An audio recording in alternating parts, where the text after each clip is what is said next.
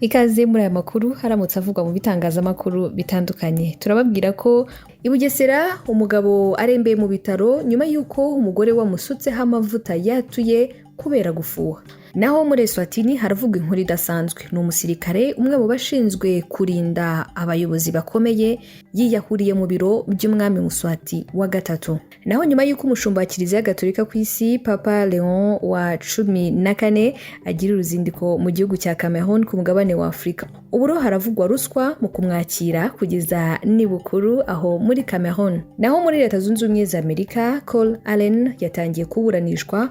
Uyu ni ukekwaho gushaka kwica Perezida Donald Trump ubwo yageragezaga kurasa aho yari ari mu musangiro n'abanyamakuru, hamwe n'andi makuru menshi ku buryo burambuye ari kuvugwa muri aya masaha niyo tugiye kugarukaho. Banza ukanda aho hasi ukore subscribe, nurangiza ukore like, share ndetse nubishaka utange n'igitekerezo aho hasi muri comment. Ikaze. Reka duhere mu karere ka Bugesera mu burasirazuba bw'u Rwanda. Inzego z'umutekano muri aka karere ka Bugesera zataye muri yombi umugore wasutse amavuta yatuye ku mugabo we ndetse akanamutera icyuma muziza ko yamubonanye n'undi mugore mu kabari barimo gusangira.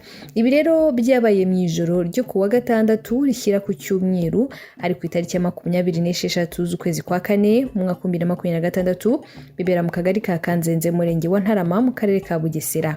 Umunyamabanga nshingwabikorwa w'umurenge wa Ntarama Rwasa Patrick yabwiye ikinyamakuru Igihe dukesha iyi nkuru ko uwo mugore ngo yamaze gutabwa muri yombi nyuma yo kumena amavuta yatuye ku mugabo we. Yavuze kandi ko ngo yayamumennyeho mu mugongo, mu bitugu ndetse no ku bindi bice by'umubiri kubera umujinya yagize ubwo yamubonaga mu kabari ari gusangira inzoga n'undi mugore. Ati amakuru twahawe ibibazo bikiba nuko umugore yamennye amavuta ashyushye ku mugabo we anamutera icyuma. Mudugudu yaraduhamagaye arabitubwira, tubasaba guta muri yombi uwo mugore, natwe twahise duhamagara imbangukiragutabara ijyana uwo mugabo kwa muganga byatewe no gufuha. Uwo mugore yaciye ku kabari baturanye asanga uwo mugabo yicaranye n'undi mugore ariko bari gusangira bimwe byo mu kabari. Uwo mugore rero yaratashye ategereza umugabo ko ataha, undi yageze mu rugo asanga umugore yamwiteguye ahita amumenaho ayo mavuta. Gitifu Rwasa yasabye abaturage ba Ntarama kwirinda kwihanira, agaragaza ko biteza ibibazo byinshi imiryango yabo. Ati niba hari amakimbirane cyangwa hari ibyo abantu batumvikanaho wakwegera inzego z'ubuyobozi. Abantu nibegera izo nzego zose zibafashe mu gukemura ibibazo aho kwihanira. Kuri ubu rero uyu mugabo wamenweho amavuta yatuye arwariye mu bitaro bya Ntarama byo mu karere ka Bugesera. Naho muri Eswatini umusirikare wari mu bashinzwe kurinda umutekano w'abakuru b'ibihugu na za guverinoma bitabiriye ibirori byo kwizihiza imyaka 40 umwami Muswati wa gatatu amaze ku butegetsi. Lieutenant Kolani Midululi yirashe arapfa. Uyu Lieutenant Kolani yirashe ku itariki ya 26 Mata 2026 habura amasaha make ngo umwami Muswati yatangire kuyobora umunsi wahariwe umuco wahuriranye n'ibi birori. Bikaba bikekwa ko byatewe n'umushahara muke ahembwa kubera ko ngo yari asanzwe winubira. Umuntu wa hafi mu muryango w'Nyakwigendera yatangarije ikinyamakuru Swaziland News ati ntabwo tuzi impamvu yatumye yiyahura ariko yarasanzwe yinubira umushahara muke. Uyu Nyakwigendera kandi ngo yarasanzwe mu mutwe w'ingabo zishinzwe kurinda umutekano w'umwami Muswati wa gatatu n'umugabekazi Ntombi Tfwala. Mbere y'uko ibirori bitangira yari yashyizwe mu itsinda ririnda abashyitsi bagomba kubyitabira. Abakuru b'ibihugu bitabiriye ibi birori barimo umwami Letsie wa gatatu wa Lesotho, Perezida Cyril Ramaphosa wa Afurika y'Epfo, Daniel Chapo wa Mozambique na Emmerson Mnangagwa wa Zimbabwe. Dukomereze muri Cameroon. Uruzinduko rwa Papa Leo wa 14 uherutse kugira uruzinduko mu gihugu cya Cameroon rukomeje kuvugisha abantu benshi. Mu gihe yari muri icyo gihugu yasabye ko ruswa yacika mu ngeri zose. Amakuru rero avuga ko kumwakira habayemo yakataraboneka. Mbere na mbere ingengo y'imari yari yateganijwe mu bintu byose yararenze. Ibijyanye na protokole n'uburyo Papa azakirwa byari byagenewe ko bizatwara $1.5 z'amayero. Ubwo ni ukuvuga bijyanye n'umutekano, ingendo ndetse n'ibindi. Gusa bivugwa ko ngo byarangiye bitwaye $76 z'amayero asaga $130 uyashyize mu mafaranga y'u Rwanda. kugira ngo igiciro cyiyongere ku buryo budasanzwe ngo byatewe ahanini n'amasoko ya leta ndetse n'ibindi leta yaguze huti. Ibyo rero ngo birimo n'imirimo yakozwe igitaraganya mu gutunganya uburyo papa azakirwa, ibijyanye n'uburyo abantu bo muri delegasiyo ye bazitabwaho, ingengo y'imari yagiye ikoreshwa ibyo itari yagenewe n'ibindi. Hari isoko ryari ryaratanzwe ryo gutunganya umwe mu mihanda papa yagombaga gukoresha. Byari biteganijwe ko uwo muhanda ugomba kurangira muri Nyakanga 2025, ariko byageze muri Gashyantare utararangira. Meya w'umujyi wa Yaounde yahise asinya iteka risaba ko hakongerwa igihe uwo mushinga wari kuzakorerwa, hashyirwaho n'amezi 2 yo kuba warangiye, amafaranga abatangiye gutikira gutyo. Urundi rugero ni urwa zahabu zagombaga gukoreshwa mu guha impano papa. Bivugwa ko ku itariki ya 27 Werurwe umunyamabanga mukuru w'ibiro bya perezida muri Cameroon, Ferdinand Ngongo, yasabye ikigo gishinzwe amabuye y'agaciro ko cyamuha 1.5 kilo bya zahabu izakoreshwa nk'impano. Ku itariki ya 2 Mata, Minisitiri w'Imari Louis Paul Motaze yemeje ko iyo zahabu isohoka, ariko hasohoka 1 kilo cya zahabu itunganije, nyuma hongerwaho amafaranga 500, ariko bamwe mu bacuruzi bayitanze mu cyimbo cyo kuzatanga imisoro. Usibye ayo mafaranga, bivugwa ko hari n'andi mafaranga yakoreshejwe na leta mu kwakira abantu b'abaringa baturutse imahanga. Bivugwa ko hari abantu bafashwe nk'abagiye kwakira papa baturutse muri Gabon, kandi ngo ari abaturage basanzwe b'Abanyakameruni aho kuba abaturutse mu mahanga. Abo bantu bose ngo barahembwaga kugira ngo bigire nk'abanyamahanga.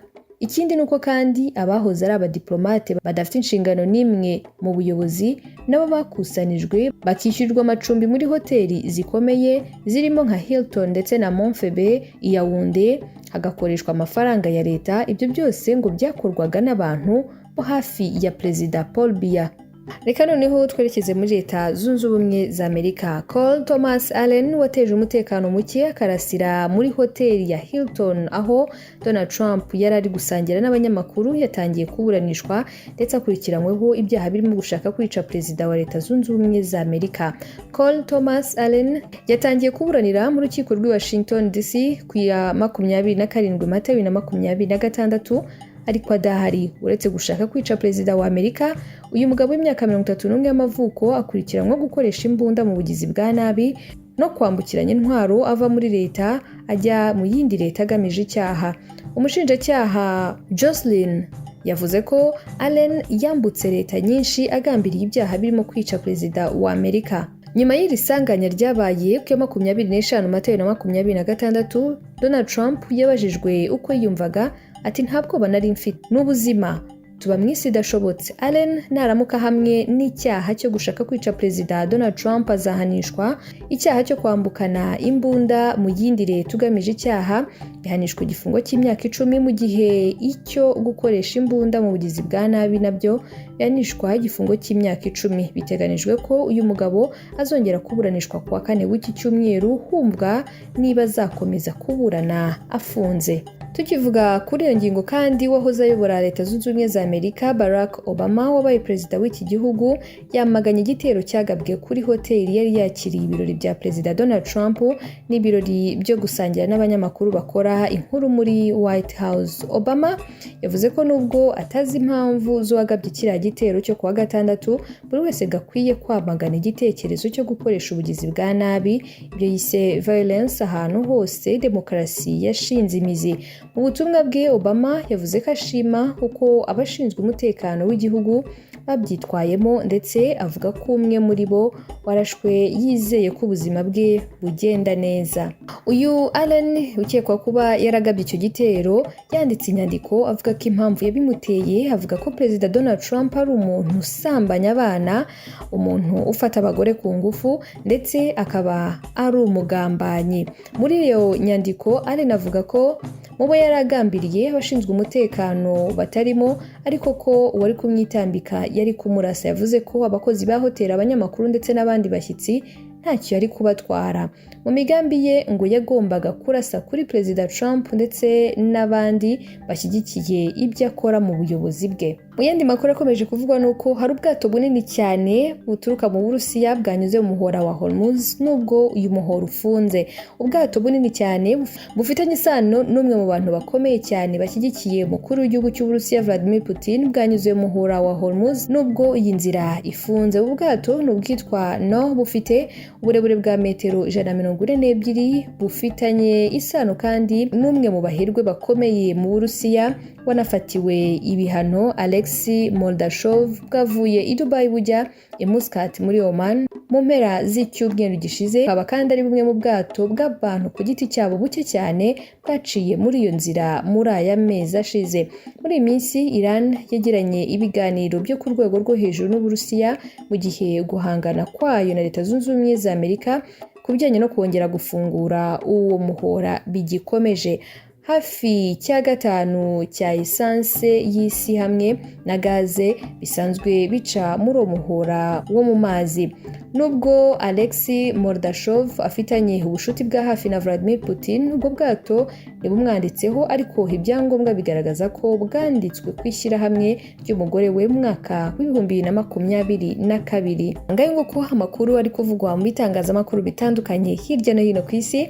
Ndakwibutsa gukanda hasi kuri subscribe niba utarayikora, banza urebe neza nusanga utarayikora, kanda subscribe, ukore like, share ndetse utange n'igitekerezo cyawe muri comment. Reka nsoreza aha dusubire mu masaha ari imbere.